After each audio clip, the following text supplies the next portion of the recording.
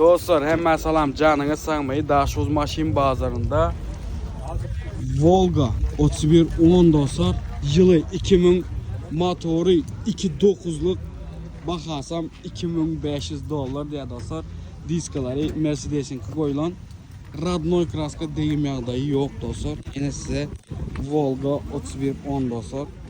Yani salonunu görelim. Kapılar, patolog görüyorsunuz, değneleri görüyorsunuz yine giydirmesi değneler özünkü matası değneğini. Tarpede adayları yine. Probegil orijinal mı dem bilem yok.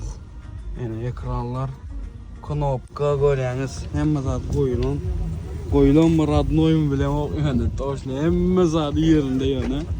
Yani Gouge 3110 dostlar. Yani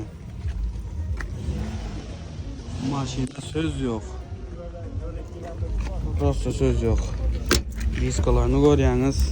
Yani bagaj tarafı.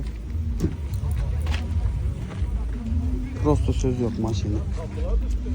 Gouge arasıca iyi. Bularda men hayran qalayan zatlarım resor bolyandır bularda. Lotka yalı yöreyendir maşin. Lotka yalı gön.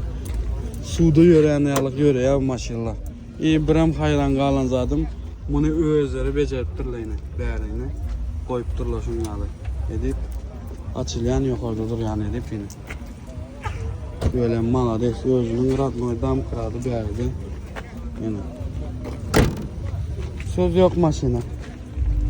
Kalonkalar amba. Bu maşina kızıklanyanlar aşağıda esinin olmayanı koyup geçecek gözünüzü esi bilen canlaşıp alaşıp alıp bilyeniz $2500 o.